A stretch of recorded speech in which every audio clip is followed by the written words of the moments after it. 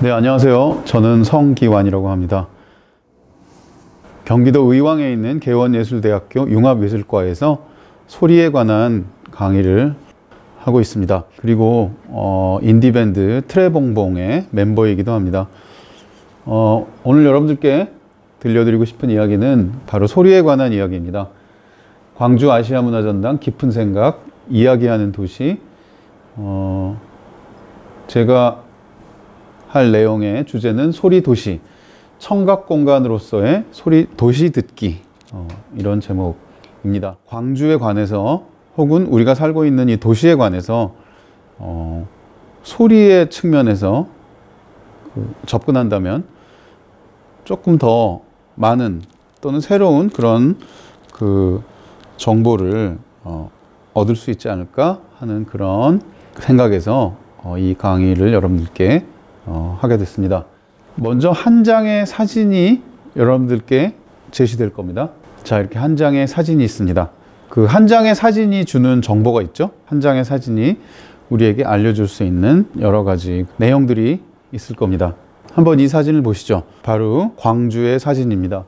자, 이번에는 사진이 아니라 소리를 들려드리겠습니다. 한 사람의 목소리가 여러분들께 들립니다. 바로 우리가 이야기를 들려주려고 하는 도시, 광주의 소리, 광주의 어떤 시대의 어떤 목소리입니다. 함께 들어보겠습니다.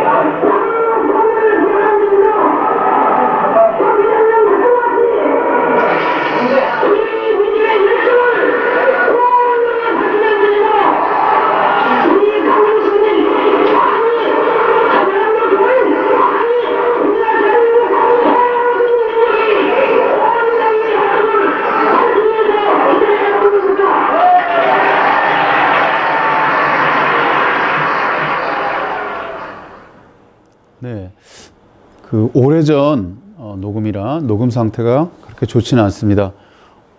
어떤 말을 하는지 우리가 정확하게 뜻을 알 수는 없지만 어떤 분이 많은 청중 앞에서 또 야외에서 이렇게 연설을 하고 있다는 그런 느낌을 받을 수 있고요. 그 다음에 억양이라든지 목소리의 분위기가 굉장히 격앙되어 있고 또 고양되어 있는 그런 모습을 여러분들이 확인하실 수 있을 겁니다.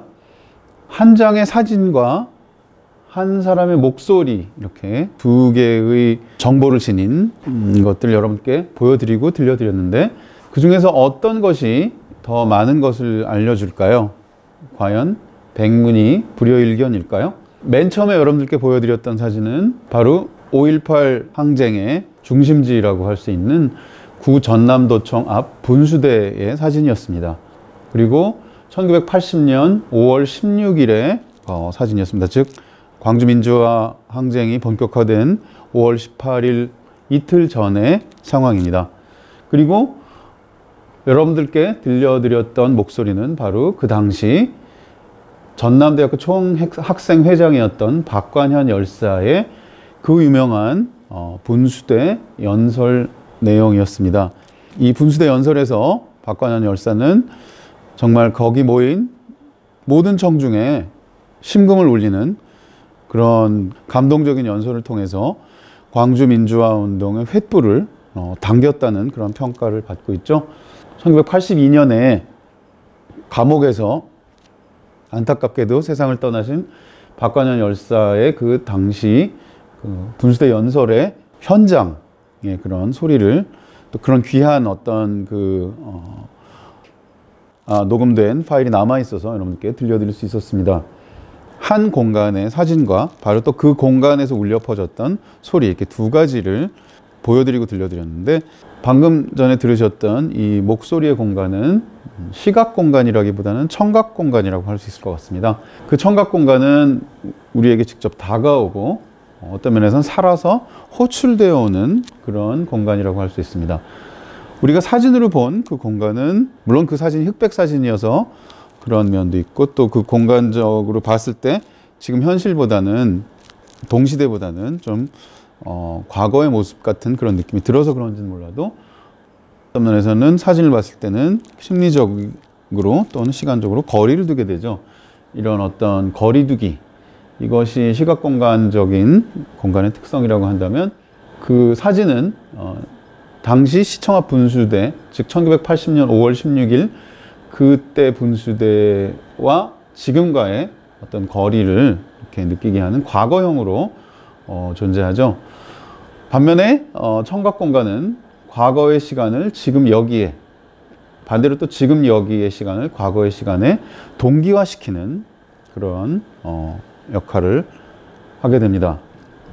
들린다는 말은 함께 한다는 말하고 통한다는 걸 여러분들이 느끼셨을 것 같고, 그 당시의 함성 소리, 아주 열띤 그 박관현 열사의 목소리, 이런 것들은 우리를 그 공간으로 이렇게 데려다 주는 듯한, 그 공간이 살아서 지금 여기로 다가온 듯한 그런 느낌을 받게 하죠. 한마디로 동기화, 즉 영어로 한다면 synchronization, 이렇게 표현할 수 있을 것 같습니다. 동기화는 어떤 다른 시간대와 지금 여기의 시간대를 하나의 시간대로 놓는다는 뜻이겠죠.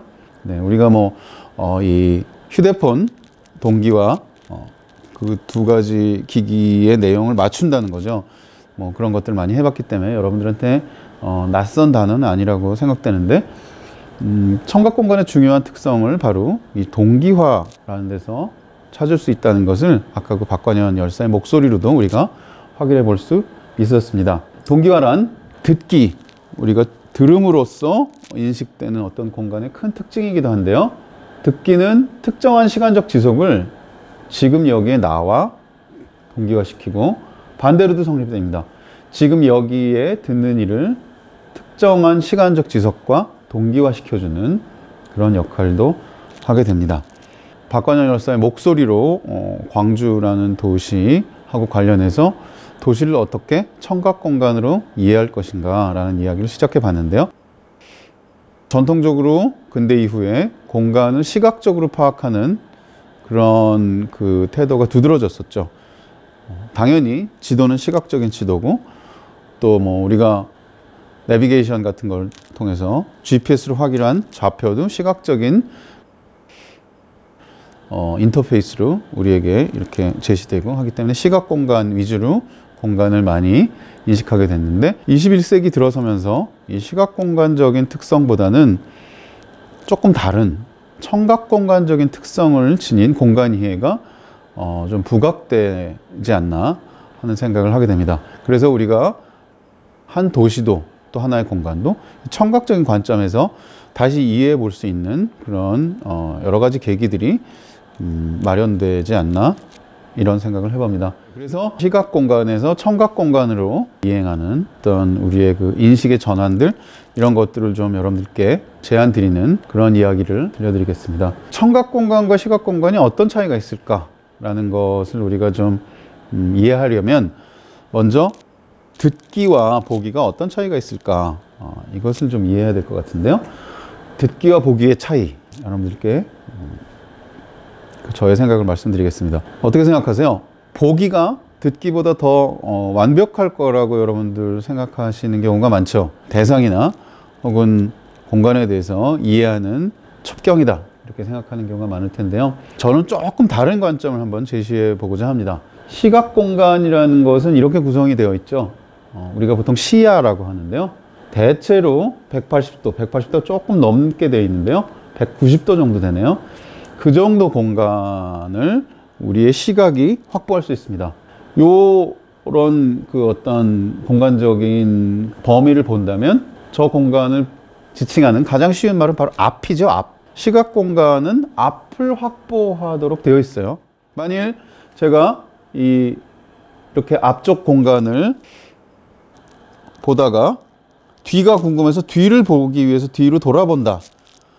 그러면 다시 뒤가 앞이 되면서 그쪽 제가 돌아본 그쪽 180도 정도를 다시 확보하는 거가 되겠죠. 그리고 나머지 공간은 또 딜리트가 되는 거죠. 즉 삭제하는 거예요. 시각이라는 것은 이렇게 늘 앞을 확보하면서 그 나머지는 삭제해버려요. 만일 그렇지 않으면 어떻게 될까요? 360도를 보게 된다면 도룡뇽이나 뭐 뒤에 눈이 달린 그런 동물들 있잖아요. 360도를 보게 된다면 어떻게 될까요? 어지러워가지고 앞으로 나아갈 수가 없을 수가 있겠죠? 운전을 할 수 있을까요? 없을까요? 운전의 가장 중요한 법적인 원칙도 뭐예요? 운전자의 의무. 첫 번째 의무, 전방 주시죠. 전방을 주시해야 된다. 즉 본다는 것은 앞을 확보하는 것이기 때문에 가능한 거죠. 만일 사람이 360도를 본다면 전방 주시를 할 수가 없어요. 그렇게 우리 눈의 어떤 위치라든지 시각이 진화를 했죠. 시각 공간은 앞을 확보하는 일이다 라고 여러분들께 말씀드릴 수 있을 것 같습니다. 근데 이것을 뒤의 관점에서 본다면 시각 공간은 뒤를 포기하는 일이기도 합니다. 뒤를 분할해서 잘라내지 않으면 앞을 확보할 수가 없기 때문이겠죠. 반면에 청각 공간은 어떻게 구성될까요? 제가 간단하게 퍼포먼스를 하나 보여드릴 수도 있습니다. 자, 제가 이렇게 뒤를, 저의 뭐 뒤가 멋있진 않지만 뒤를 돌아보겠습니다. 이렇게. 그래도 이 뒤쪽에서 울리는 소리들은 저한테 들려요. 당연히 들리죠. 그죠? 누가 여기서 박수를 쳤다고 해도 그 소리가 저한테 들립니다. 시각 공간은 뒤를 포기하는 어떤 그 우리의 감각 행위로부터 비롯된다면 청각 공간은 이렇습니다. 청각 공간은 앞의 공간과 뒤의 공간을 섞어서 그 전체를 우리한테 제시해요. 우리가 보고 있기 때문에 그렇지, 만일 보고 있지 않는다면, 그냥 듣기만 한다면 앞하고 뒤라는 거가 특별히 중요하지 않습니다. 사운드 소스, 즉 음원은 소리의 어떤 그 울리기 시작하는 그 근원이 있을 거 아니에요? 음원은 파장을 통해서, 음파를 통해서 이렇게 공간을 꾸기면서 밀집시켰다가 또 그 다음에 공간에 공기를 희박하게 했다가 밀집시켜서 이렇게 물결처럼 공간을 이렇게 접으면서 그 파장이 전달되고 그것이 이제 우리 귀에 전해지죠. 그 파장은 제 귀에 전해진 다음에도 또 저 뒤로도 가요. 뒤로도 갔다가 저 뒤에 벽을 맞고 다시 나한테 오기도 합니다. 그렇게 해서 앞에서 어떤 소리가 들렸다고 하더라도 그 소리는 나를 지나쳐서 내 뒤로 가서 다시 앞으로 오게 되어 있습니다. 이렇게 청각 공간은 그래서 뒤의 관점에서 본다면 뒤를 확보하는 우리의 어떤 지각 행위의 결과가 되겠습니다. 앞을 중심으로 한다면 단연 시각적인 어떤 지각 행위가 명확하고 확실하겠죠. 이 앞에서 무슨 일이 벌어지는지는 눈으로 보는 것이 가장 확실하게 그것을 이렇게 인식할 수 있도록 해줍니다. 인지할 수 있도록. 뒤에 관해서는 그렇지 않아요. 뒤에서 뭔 일이 벌어지는지는 아무리 눈을 뜨고 있어도 알 수가 없어요. 뒤를 돌아봐야 돼요. 그러는 순간 원래 앞이었던 여기는 다시 뒤가 돼버려요. 뒤는 잘라내는 게 시각적인 거죠. 그래서 본다는 행위는 뒤를 포기하는 행위고, 듣는다는 행동은 뒤를 확보하는 일이다. 이렇게 여러분들께 말씀드릴 수 있을 것 같습니다. 이 관점에서 우리가 한 공간을 파악하는 거고, 또 그렇게 파악하는 어떤 공간 지각 방식을 통해서 도시 전체를 바라본다면 우리가 보이는 앞만 바라보는 이 도시를 지각하는 방식과 달라지겠죠, 당연히. 그런 방식으로 세계를 이해한다면 우리는 세계에 대한 또 다른 지도를 갖게 되는 거겠죠. 20세기의 미디어 학자죠. 유명한 미디어 학자 마샬 맥루하는 일찍이 시각 공간과 청각 공간을 구별한 적이 있습니다. 비주얼 스페이스하고 어쿠스틱 스페이스. 그러면서 비주얼 스페이스는 유클리드 기하학이 지배하는 공간이다. 반면에 청각 공간은 구비적 전통이 지배하는 공간이다. 이렇게 구별을 하고 있습니다. 무슨 얘기냐면 유클리드 기하학이라는 거는 이제 우리가 공간을 이렇게 수학적으로 분할할 수 있는 그런 공간이다 이거죠. 그렇게 비주얼 스페이스를 파악하는 거고, 구비적 전통이라는 거는 그거죠. 뭐 누가 뭘 했대, 아니면 누가 태어났대, 누가 죽었대, 무슨 일이 벌어졌대, 이런 것들이 구비적 전통에서는 말로 전해지잖아요. 그건 지금 말하자면 어떤 인터넷에서 뭐 정보 하나가 나타났을 때 그 정보가 재밌으니까 사람들이 그것들을 막 리트윗하고 막 이렇게 퍼뜨리잖아요. 그런 방식하고 비슷할 것 같습니다. 구비적 전통이라는 거는. 그럴 때 어떤 위계 질서가 있나요? 전혀 없습니다. 어떤 한 사람이 무슨 정보를 이야기하면 인터넷상에서는 어떤 경로를 통해서 어디로 전파되는지 알 수 없게 굉장히 랜덤하게 임의적으로 그 정보가 삽시간에 퍼지죠. 바로 이런 공간이 청각 공간이다. 구비적 전통의 공간이 바로 그거죠. 그래서 이 기하학이 지배하는 논리적 공간은 선적이고 리니어하고, 그런 구비적 전통이 지배하는 청각 공간은 토탈, 전체적이다. 이걸 어떤 특정한 라인에 따라서 얘가 어떻게 전파되는지를 우리가 알 수가 없어요. 삽시간에 정말 기하급수적으로 여기서 저기로 퍼진다는 것밖에는 모르죠. 시각 공간은 논리적이고, 그 다음에 방향성이 있고, 배제의 원칙이 있어요. 아까 뒤를 잘라냈잖아요. 소실점에 따라서 이렇게 집중되고, 그 위계에 따라서 배열이 되고, 나머지 것들은 버려지죠.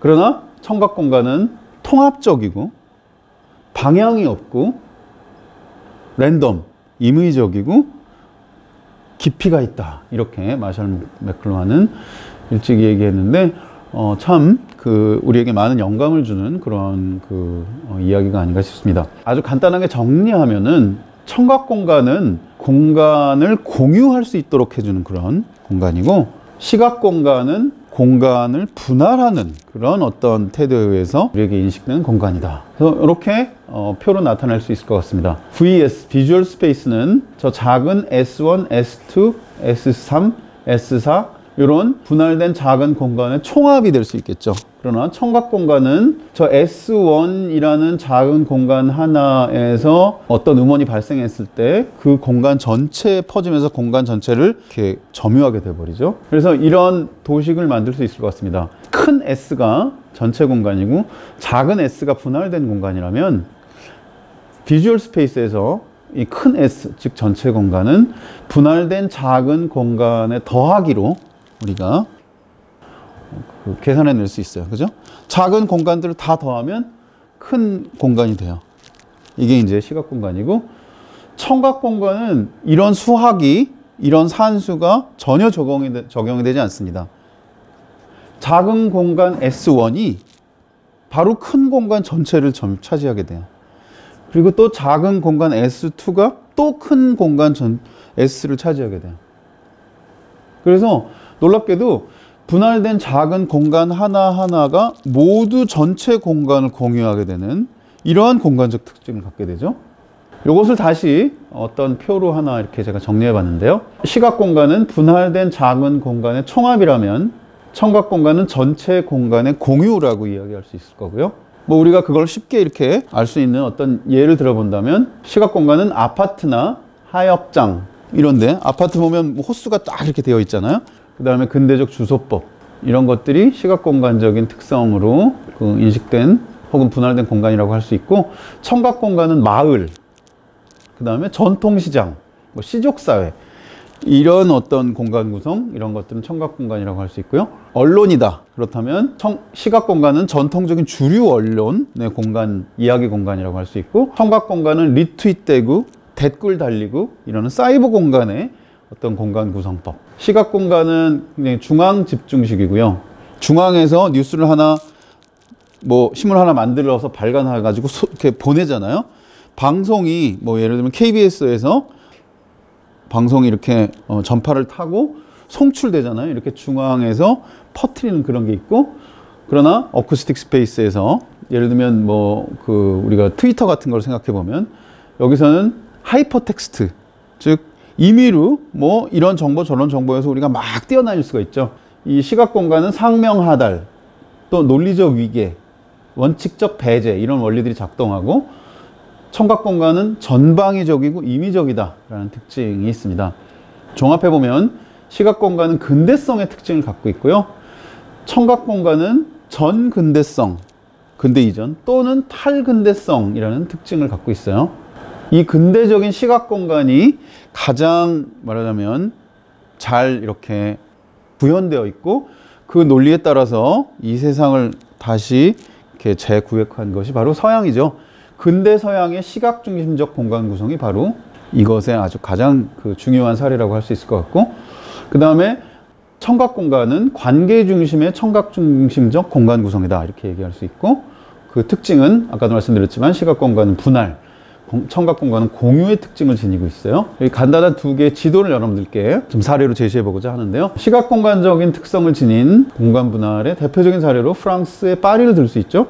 이 지도는 1920년대 파리의 지도인데요. 자세히 보시면 아주 세밀한 그런 논리적인 원칙에 따라서 공간이 분할되어 있습니다. 뭐 개선문이라든지 아니면 베르사유 궁전이라든지 이런 중심되는 그런 지점으로부터 위계, 하이어러키를 이렇게 설정하고, 그 설정에 따라서 도시가 아주 합리적으로 분할되어 있는 그런 공간 구성법을 갖고 있죠. 그래서 정말 파리 같은 경우는 주소 하나만 가지고도 어디 주소 하나만 가지고 지도 하나만 가지고 그 장소를 쉽게 찾을 수가 있죠. 논리적 위계적 공간 분할이라고 한다면 오른쪽은 서아프리카 말리의 농촌 마을의 지도입니다. 여기서 중심에는 가운데는 마을이 있고요. 그 다음에 그 마을을 둘러싸고 영구 경작지가 있고, 그 마을을 영구 경작지를 둘러싸고 일시적 경작지가 있습니다. 그 바깥은 사바나 밀림이고요. 그 바깥과 안을 소통시키는 이 통로가 이렇게 있죠. 여기서는 통합적이고 공유지향적인 그런 공간 분할을 우리가 볼 수 있는데, 이것이 청각 공간적인 특성을 갖고 있습니다. 청각 공간은 작은 공간의 독자성보다는 공간 안에서의 관계가 중요해지고요. 공간을 나누기보다는 공간을 통합합니다. 그래서 사유 가치보다는 공유 가치가 중요해집니다. 그리고 그런 면에서 사유 가치에 의해서, 그 가치 체계에 의해서 이윤을 낳고, 그 이윤 체계가 전 세계를 지금 위계 질서화하고 있는 그런 근대적 가치와는 다른 새로운 가치, 즉 탈근대적인 가치, 탈근대성을 지향하게 됩니다. 이것이 바로 청각 공간이라고 할 수 있습니다. 자, 그러면은 여러분들께 이제 청각 공간과 시각 공간의 차이, 이런 것들을 말씀드렸는데요. 청각 공간의 특징, 공간을 통합한다, 그리고 공유한다, 이런 말씀 여러분께 드렸어요. 그러면 무엇 때문에 청각 공간은 어떤 방식으로 이 공간을 앞뒤로 자르지 않고 공유하게 될까?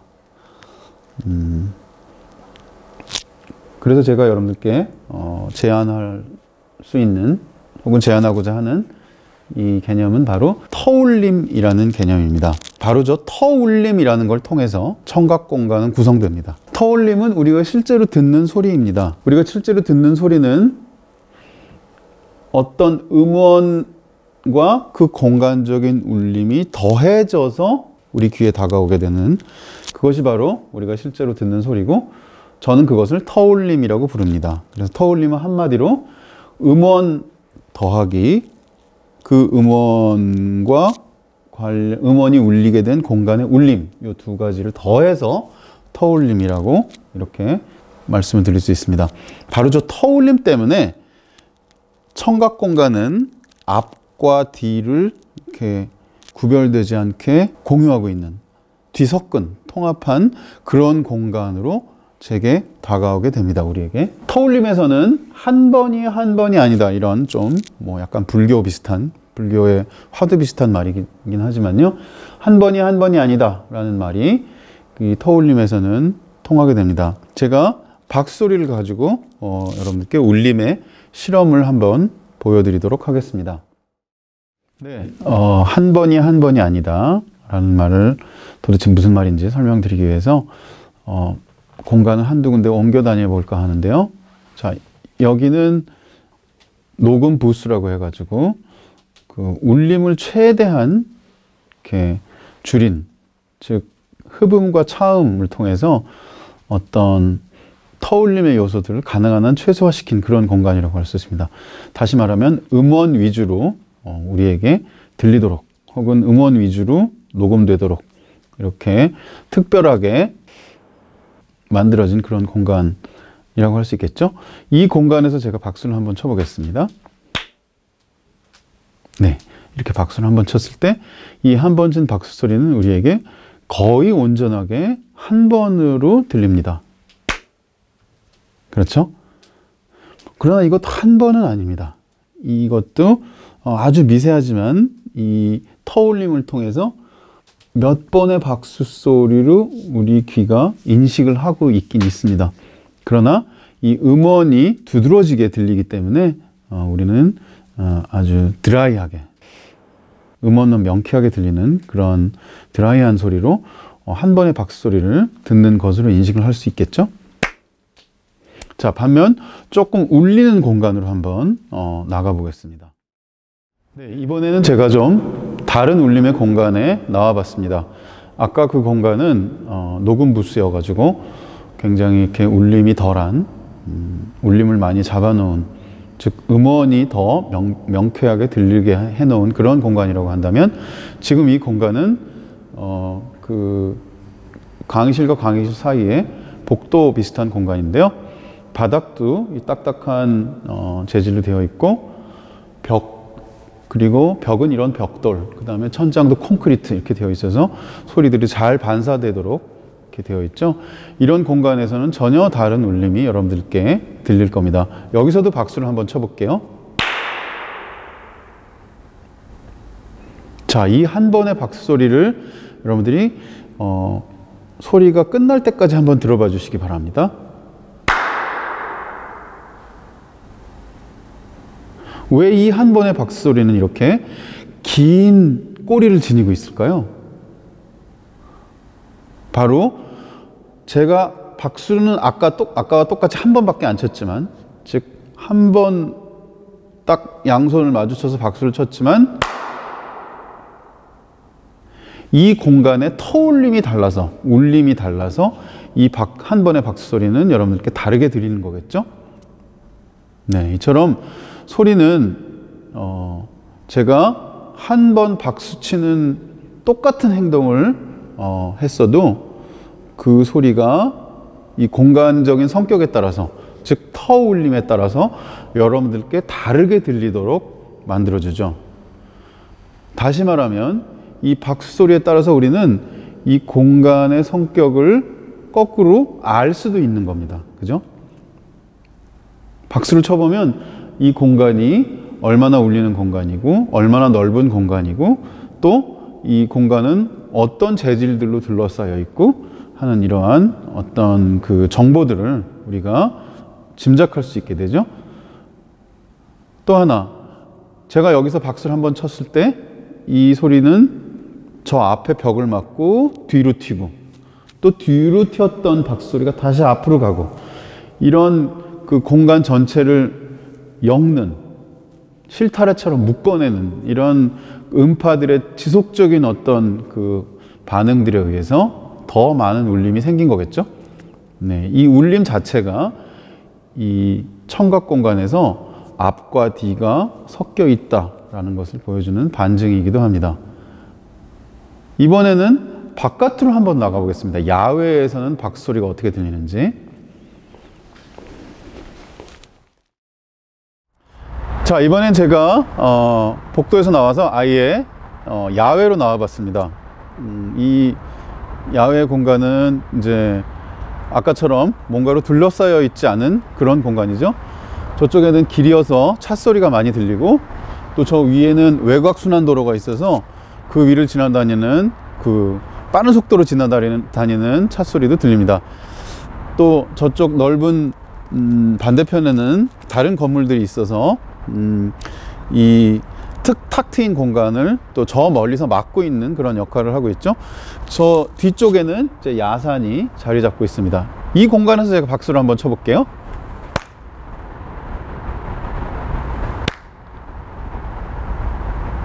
네, 당연히 이 공간에서의 박수 소리도 아까 복도에서 쳤던 것과는 전혀 다른 울림을 우리에게 들려줍니다. 지금 여러분들께 이 녹음이 되는지는 모르겠는데, 자세히 들으면 한 번 친 박수 소리가 두 번으로 들리기도 합니다. 그렇죠? 저쪽 외곽순환도로 건너편에 건물의 박수 소리가 반사돼서 다시 나한테 들리는데, 거리가 꽤 되기 때문에 소리가 갔다 오는 어떤 시간차가 있죠. 그 시간차 때문에 한 번 친 박수 소리가 거의 정확하게 두 번으로 들리게 되기도 합니다. 우리가 뭐 산에서 메아리 이렇게 야호 해보면 메아리가 두 번 들리는 것, 이것과 마찬가지죠. 네, 또 한 가지 알 수 있는 것은 이 야외 공간에서는 이 박수 소리 이외에 다른 여러 가지 차 소리라든지 이런 우리가 소음이라고 생각할 수 있는 그런 소리들이 많죠. 그래가지고 이 박수 소리보다 그 큰 소리들이 더 우리에게 크게 들리는 면도 있습니다. 즉, 한 번의 박수 소리는 저 공간의 터울림에 압도돼서 빈약하게 들리게 됩니다. 그죠? 이럴 경우에는 아까 터울림은 음원 더하기 울림이라고 여러분께 말씀드렸죠. 그 음원보다도 그 공간에서 울리는 이 울림이 굉장히 압도적으로 커서 이 음원을 우리에게 정확하게 전달하지 못하도록 하는, 음원의 정확한 전달을 방해하는 그런 역할을 하기도 하죠. 이런 데서는 우리가 아무리 열심히 어떤 그 음원을 생산 혹은 제시한다고 해도 터울림이 압도돼서 그 음원이 우리에게 정확하게 전달되지 않을 수 있죠. 뭐 이런 공간에서 말을 한다거나 대화를 한다거나 했을 때 사람들 목소리는 그래서 점점 더 커지겠죠. 네, 그 세 개의 공간에서 제가 박수를 쳐봤어요. 그 박수는 모두 한 번이었는데, 한 번이 아니다 라는 말이 어떤 말인지 이해가 가시죠? 다시 강의실로 들어가서 그 말을 설명하면서 정리하도록 하겠습니다. 우리가 세 개의 공간에서 각각 한 번씩 박수를 쳐봄으로써 울림의 실험을 해봤습니다. 처음 박수 친 공간은 녹음 부스, 즉 울림이 거의 없어서 이 한 번 친 박수 소리가 제대로 한 번으로 잘 인식되는 그런 공간이었고요. 두 번째 공간은 울림이 많은 넓은 실내 공간이었는데요. 그 공간에서 박수를 한 번을 쳤을 때는 긴 꼬리를 이 박수 소리가 갖게 되는 것을 우리가 들었었죠. 그 긴 꼬리를 통해서 이 한 번의 박수 소리는 그 공간에서 아주 굉장히 많이 울려서 우리에게 마치 메아리 친 듯한 그런 박수 소리로 들렸습니다. 그 다음에 세 번째 공간에서는 야외로 나가서 박수를 쳐봤는데요. 이 공간에서의 박수 소리는 그 터울림에 압도돼서 별로 크게 들리지 않는 그런 느낌이었고요. 또 저 멀찌감치 있는 앞 건물에 그 박수 소리가 이렇게 반사돼서 박수를 한 번 쳤는데 두 번 들리는, 박수를 꼭 두 번 친 것처럼 두 번 들리는 것 같은 그런 소리도 들었습니다. 같은 한 번의 박수 소리지만 터울림에 따라서 똑같은 한 번의 박수 소리가 우리가 박수 소리라고 절대로 말할 수 없는 그런 한 번의 박수 소리였던 거죠. 그래서 한 번이 아니다. 이것은 무슨 어떤 불교에서 화두로 제시한 그런 말이 아니라 이 소리를 듣는 사람들에게는 너무나 쉽고도 중요한 일상적인 이야기입니다. 즉, 우리가 한 번 박수 쳤다고 해서 그 소리가 늘 똑같은 한 번으로 들릴 거라고 절대로 생각하지 않는다는 거죠. 이 한 번의 박수 소리는 그 공간의 터울림과 더해져서 우리에게 늘 새롭게 들립니다.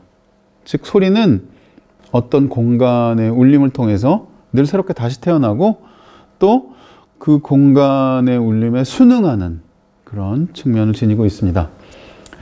자, 이렇게 해서 제가 소리 공간의 특징, 그 다음에 소리 공간에서 소리는 어떻게 들리느냐, 터울림으로 들린다. 그 공간에서의 어떤 소리의 특징, 이런 것들 여러분들께 말씀드렸고요. 이제 그런 것들에 따라서 제가 좀 소리를 듣고 조사해 본 경험이 있거든요. 광주에서는 아직 못 해봤고, 서울에서는 소리의 울림을 좀 들어보려고 여기저기 다녀봤었는데요. 제가 조사한 그런 사례를 여러분들께 간단하게 한 2가지 정도 알려드리고자 합니다. 소리를 통해서 도시를 다시 한번 파악해보는, 소리로 도시 듣는 그런 시간인데요. 제가 서울에서 몇 군데 소리를 조사했는데 서울역의 소리 풍경을 조사한 일이 있습니다. 벌써 한 10년 다 돼가는데요. 2011년 6월 30일 서울역 버스 정류장의 소리입니다.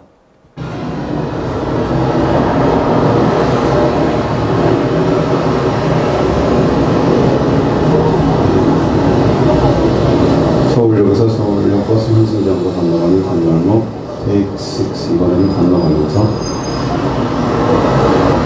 잠시만 기다려 주십시오.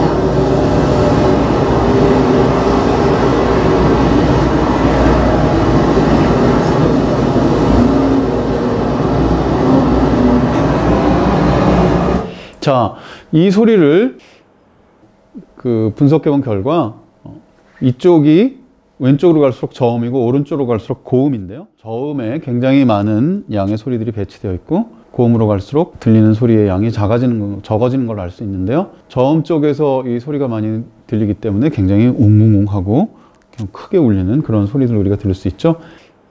서울역의 소리를 조사하면서 제가 느낀 것 중에 하나는 이런 겁니다. 자, 이 공간은 서울역에서 건너편으로 건너가는 굉장히 넓은 도로를 이렇게 일단 사진으로 찍은 건데요. 이렇게 시각적으로 제시된 이 공간에서는 장애물이 없는 탁 트인, 그래서 여길 약간 광장이라고 얘기하기도 하죠. 5.18 광주항쟁 이전에 서울의 봄이 있었죠. 1980년 5월 18일 광주항쟁이 이렇게 본격화되기 전에 보통 우리가 서울의 봄이라고 이야기하는 시기가 있었죠. 그때 사람들이 바로 서울역 광장에 모여서 민주화를 외쳤었죠. 바로 그 광장입니다. 그렇게 넓은 공간이고 시각적으로는 탁 트인 공간입니다. 그러나 청각적으로 봤을 때는 여기는 이와 같은 산이 가로막고 있는 공간입니다. 시각적으로는 여기 장애물이 하나도 없어 보이지만 청각적으로는 이 지나다니는 차 소리들 때문에 저 건너편과 이쪽은 완전히 단절되어 있는 공간이죠. 그러니까 내가 듣는 사람이냐 보는 사람이냐에 따라서 이 공간은 전혀 정반대로 우리에게 인식될 수 있습니다. 보는 입장의 사람은 이 공간을 탁 트인 공간이라고 생각할 거고, 듣는 입장의 사람은 이 공간을 산이 가로막고 있는, 소리의 산이 가로막고 있는 공간이다, 이렇게 파악할 겁니다.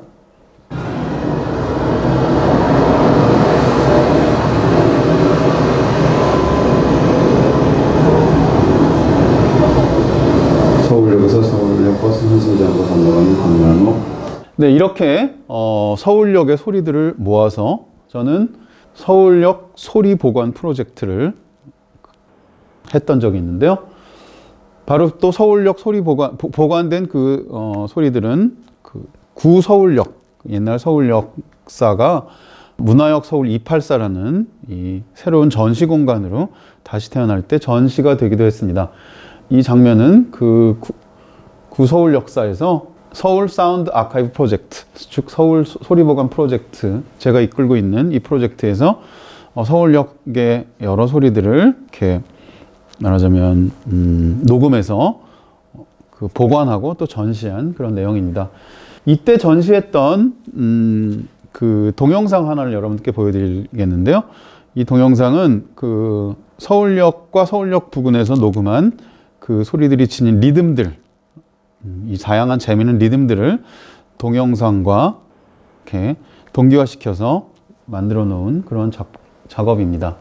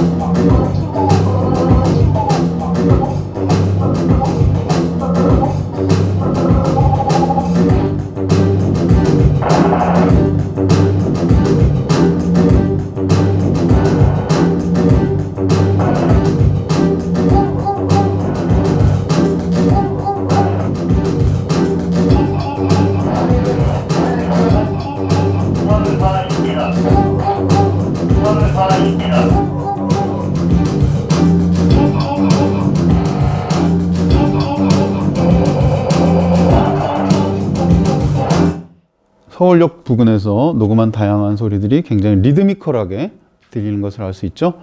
이처럼 도시는 굉장히 다양한 리듬을 지닌 그런 소리들로 구성이 되어 있습니다. 이 동영상에서도 실제로 음악에 쓰이는 악기들과 이 도시에서 그 발생되는 도시 소음을 이렇게 섞어서 하나의 음악으로 이렇게 리듬 위주의 음악으로 여러분들께 제시해 봤었는데요. 그것을 통해서 우리가 알 수 있는 것은 저렇게 악기들만 그 음악 소리를 내는 것이 아니라 도시 자체도 음악 소리를 내고 있구나.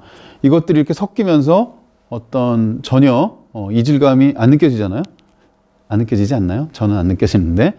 근데 우리가 이 악기들이 내는 리듬만 음악이라고 생각하고 도시가 내는 이 리듬은 음악이라고 생각 안 하고 그냥 소음이라고 생각하고 지나치기가 쉽잖아요.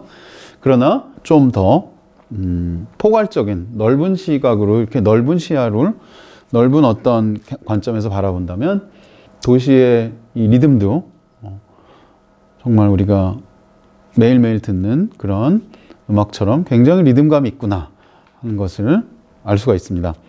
터울림 속에서 도시를 다시 한번 바라본다면 우리는 리듬으로 가득한 그런 도시 속에 살고 있는 거가 되겠죠. 네, 여러분들이 살고 계신 광주는 어떤 리듬을 지니고 있는지 한번 머릿속에서 생각해 보시겠어요? 만일 이 강의가 동영상 강의가 아니고 실제로 이렇게 여러분들 앞에서 그 대화하는 강의였다면 여러분들께 광주라는 도시를 대표할 수 있는 어떤 도시의 리듬은 무엇이냐 하고 꼭 여쭤봤을 것 같아요. 그러면 그 대답들을 듣고 저는 흥미롭게 생각하고 나중에 그 소리들을 녹음하려고 시도해 보려고 했을 것 같기도 해요. 여러분들이 각자 이 광주라는 도시의 그 도시의 리듬감, 이건 뭐지? 하고 한번 이 기회를 통해서 생각해 보시기 바랍니다.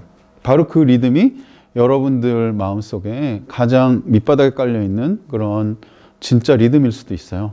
꼭 여러분들이 좋아하는 음악의 리듬만이 리듬이 아니고, 서울역 같은 공간은 이제 뭐 KTX라든지 그다음 무전기, 그다음에 다양한 그 티켓 판매소의 여러 가지 소음이라든지 수많은 사람들이 지나다니는 이 소음이라든지 도시의 그 활기찬 그 도시 소음, 그리고 근대 이후에 도시를 대표할 만한 어떤 뭐 교통 등등 이런 것들이 내는 근대적인 소음이라고 한다면, 이 도시 안에서 독특하게 과거를 간직하고 있는 그런 소리들도 우리가 만날 수 있는데요.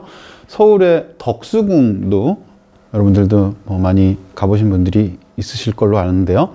덕수궁도 독특한 터울림을 지닌 그런 공간으로 제게는 다가왔습니다.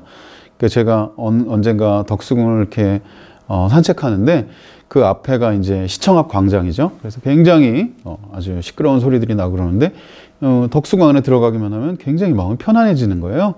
그리고 뭔가 아늑한 느낌이 들고, 그랬을 때 이게 그냥 이 덕수궁 안을 이렇게 구성하고 있는 시각적인 뭐 여러 가지 건물이라든지 이런 것 때문이겠거니 생각했었는데, 벤치에 앉아서 가만히 이렇게 듣다 보니까 이 공간의 어떤 청각적인 특성, 청각 공간적인 특성도 이 덕수궁을 아늑하게 느끼게 해주는 중요한 요소구나 하는 걸 알게 돼서 덕수궁의 터울림도 제가 조사해 본 적이 있습니다.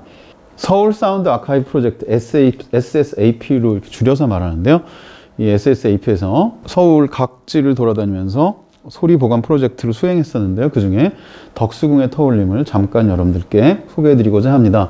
덕수궁의 소리가 이렇게 우리에게 아늑하게 들리는 이유는 덕수궁 돌담이 굉장히 큰 역할을 하는 걸로 저는 파악하고 있습니다. 덕수궁 돌담길을 이렇게 연인이 걸으면 뭐 나중에 헤어진다고 하는 그런 그 악명 높은 길이기도 한데, 이 돌담길을 걷는 그거 말고 이 돌담길이 이 덕수궁을 어떻게 특이한 소리 공간을 만드느냐, 이것이 이제 제가 좀 더 중점을 둔 부분인데요.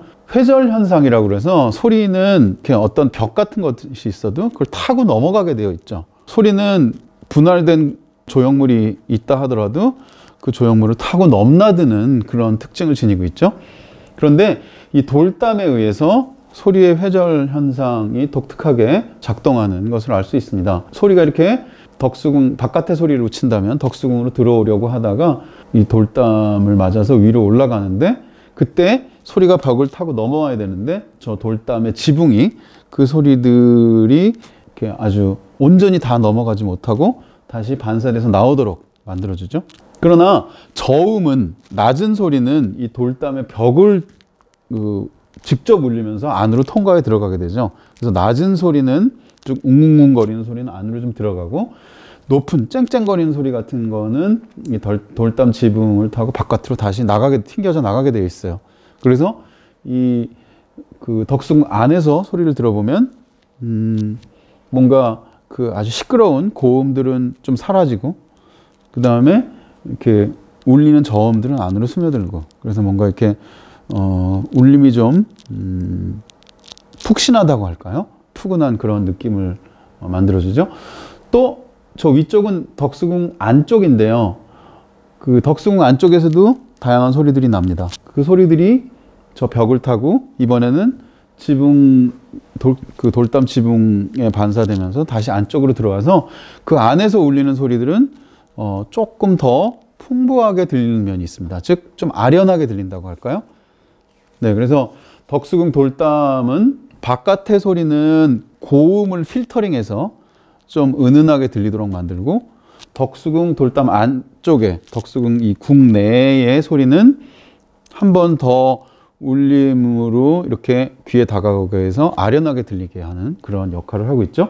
그래서 독특한 그런 어떤 말하자면 터울림을 지니고 있습니다. 그 은은함과 아련함, 아늑함 이런 것들이 서울이라는 아주 거대 도시 중심에서 고궁의 따스함을 만들어주는 큰 요소로 작동하고 있습니다. 우리는 거기서 뭐 옛날 건물들 이런 것만이 시각적으로 우리한테 따뜻하고 아늑함을 주는다고 생각하지만, 그것들도 물론 그런 어떤 과거의 그 요소들로 우리에게 그런 그 추억과 어떤 오래된 기억들을 이렇게 불러일으키는 역할을 하긴 하지만, 그 안에 이런 청각 공간의 특성이 굉장히 우리한테 결정적으로 따스함과 아늑함을 주는 면이 있다고 생각해요. 덕수궁 안에 들어가면 행각이라는 그런 그 건물이 하나 있는데요.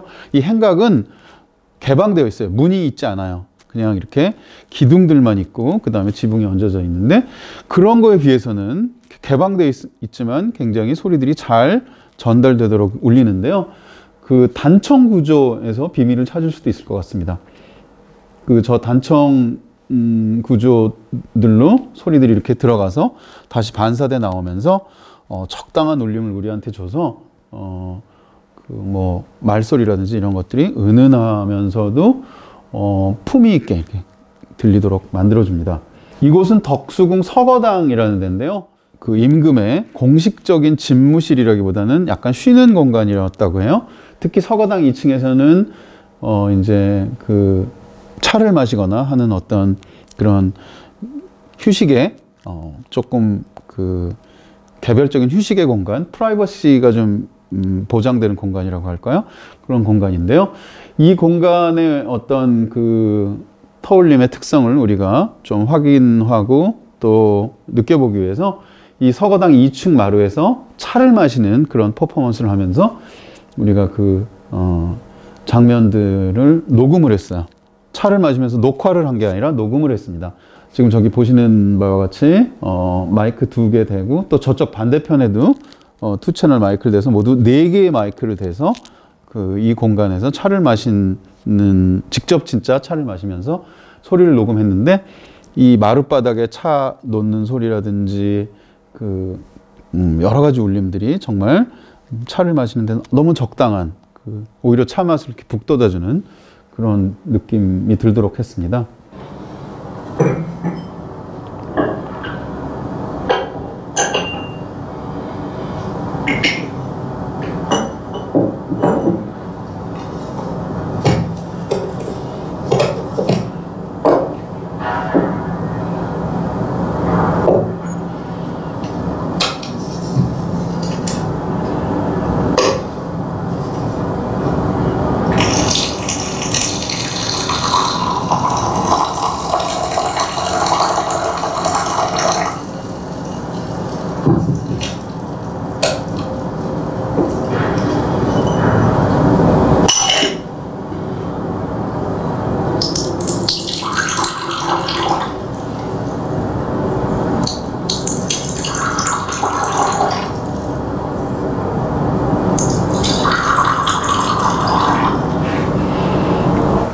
네, 시간 관계상 다 들려드릴 수는 없고요. 이렇게 이 공간에서 차를 마심으로써 저 공간의 터울림을 우리가 느끼고 다시 한번 확인하고 참 좋구나 이런 생각을 품게 됐죠. 이번에는 그 서거당과 또 덕홍전이라는 두 개의 대조적인 공간에서 정가를 녹음해 봤는데요. 정가라는 그 노래 형식은 조선시대 때 궁중에서 부르고 듣고 하는 그 궁중음악의 한 부분으로 되어 있죠. 똑같은 정가를 두 개의 다른 공간에서 불러봄으로써 두 공간의 터울림의 특징을 우리가 한번 파악해 봤었습니다. 서거당 2층 아까 그 차 마셨던 공간에서 사랑 거짓말이라는 정가를 정가 가수죠. 박민희 씨가 불렀습니다. 한번 들어보시죠.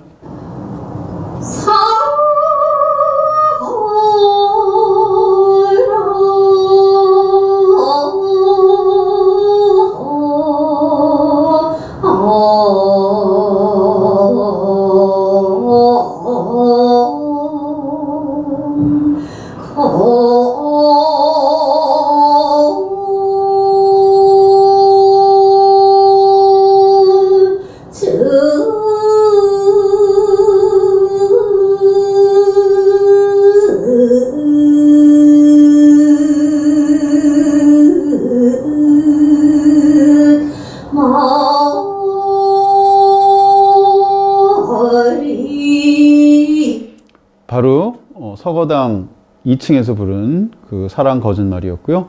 이번에는 덕홍전에서 똑같은 가수가 똑같은 노래를 부른 그런 소리를 녹음해 봤습니다. 덕홍전이라는 공간은 아까 그 서거당보다는 훨씬 더 공식적인 공간이고요.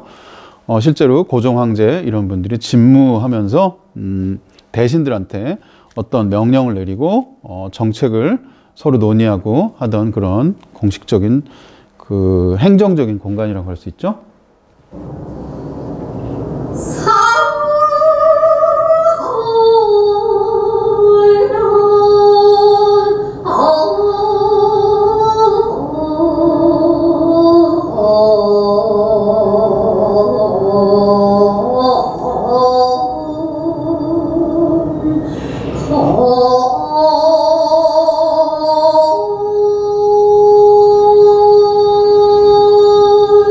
주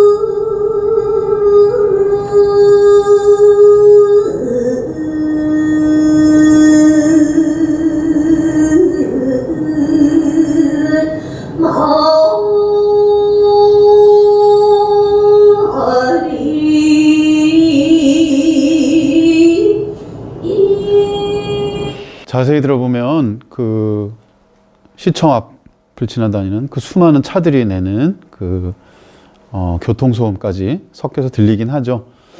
여러분들이 그 조금 전에 서거당 2층에서 들으셨던 정가와 이 덕홍전에서 방금 전에 들으셨던 정가가 굉장히 울림이 다르다는 걸 느끼셨을 겁니다. 덕홍전에서는 좀 더 울림이 크고 그 다음에 권위 있게 느껴지고, 서거당에서는 그 울림들이 조금 더 가깝게 들리고 조금 더 개인적인 공간이라는 그런 느낌들을 여러분들이 받으셨을 것 같습니다. 우리가 정가를 듣는다 말을 할 수도 있겠지만, 그 정가를 통해서 공간을 듣는다 라는 말을 할 수도 있겠죠.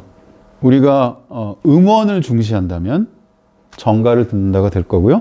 그 터울림을 중심으로 이야기한다면 공간을 듣는다가 될 겁니다. 모든 소리들은 다 마찬가지입니다. 그 음원을 중심으로 우리가 들을 수도 있고 또 그 공간을 중심으로 들을 수도 있어요. 그럴 때는 그 소리를 내는 음원이 파악되기도 하지만 그 공간이 파악되기도 하죠. 네. 그 공간이 어떤 공간인지가 그 소리를 통해서 드러나는 거겠죠. 우리가 소리를 듣는 중요한 이유 중에 하나입니다. 평소에 우리는 말귀를 알아듣고 저게 무슨 소리인가를 알아듣기 위해서 소리를 듣기도 하지만, 다른 한편으로는 내가 지금 어디 있지? 여기는 어떤 데지? 라는 걸 알려고 소리를 듣기도 하는 거예요. 그죠? 만일 깜깜한 밤이라고 쳐봅시다.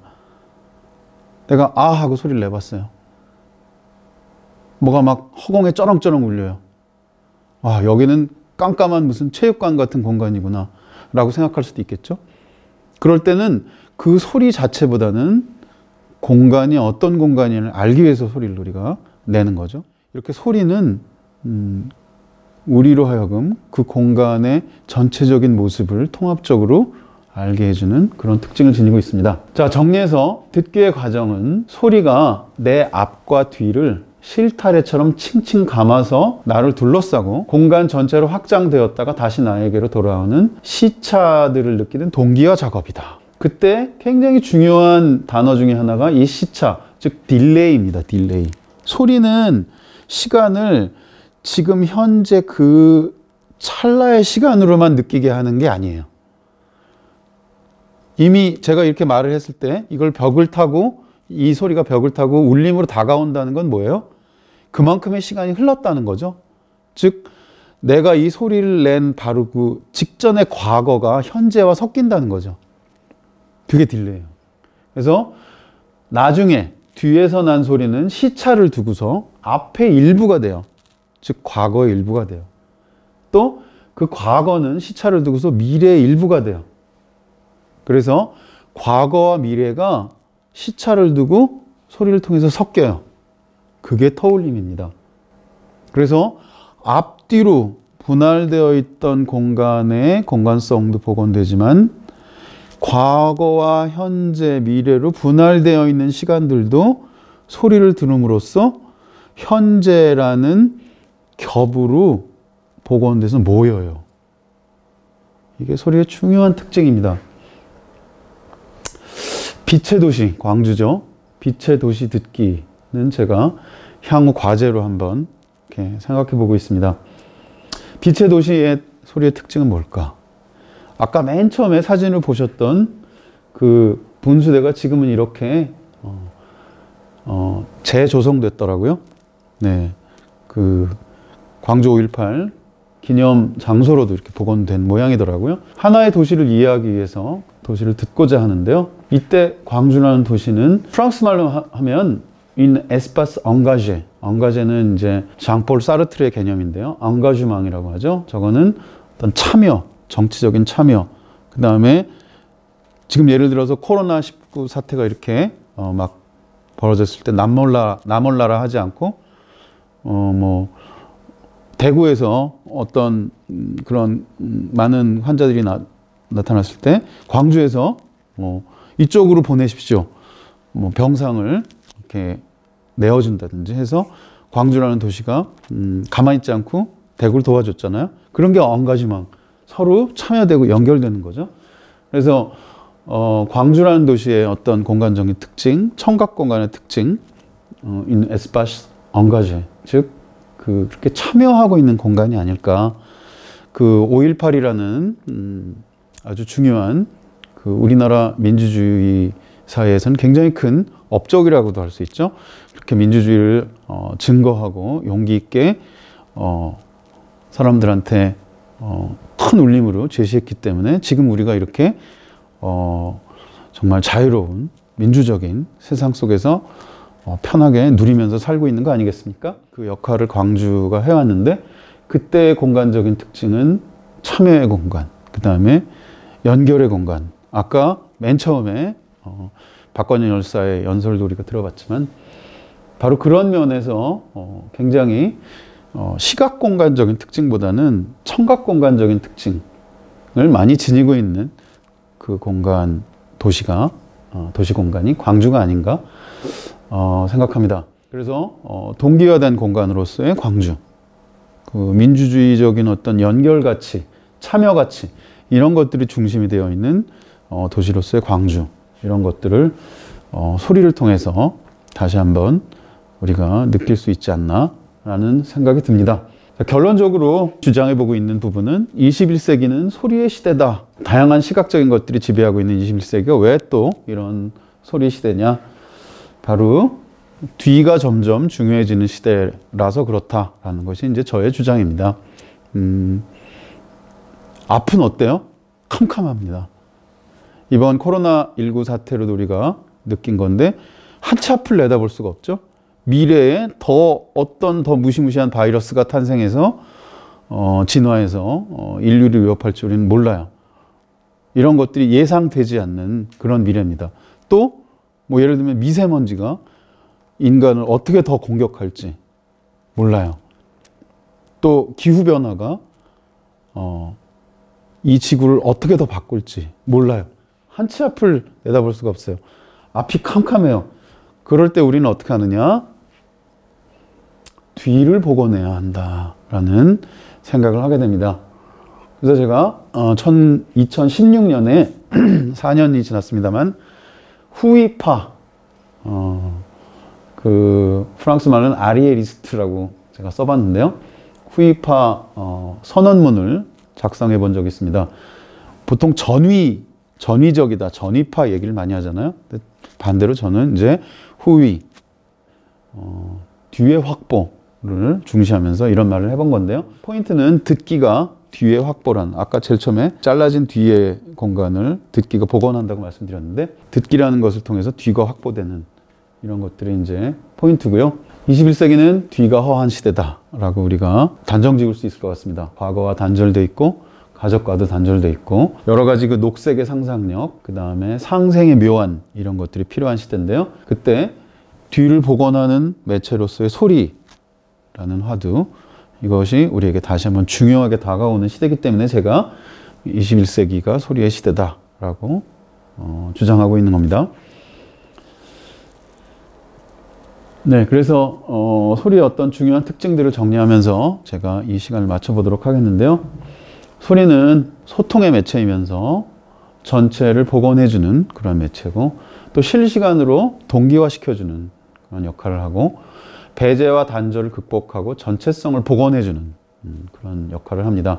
그래서 소리를 통해서 우리가 어떤 공간을 다시 한번 생각해보고 세상을 다시 보고 새로운 지도를 그리려고 할 때 21세기적인 과제를 풀기 위한 창조적 열쇠 중에 하나로 다룰 수 있을 것 같습니다. 빛고울 광주에 관한 어떤 그 소리, 그 다음에 광주가 우리에게 들려주는 소리, 광주의 소리지도, 이런 것들을 우리가 한번 연구하고 또 조사함으로써 그 소리를 통해서 광주를 다시 바라본다면 광주의 더 멋진 모습, 중요한 면모, 특징 이런 것들이 드러나지 않을까 생각하고, 향후에 그런 작업들을 광주라는 도시에서 수행할 수 있게 되길 기대하면서 강의를 마치겠습니다.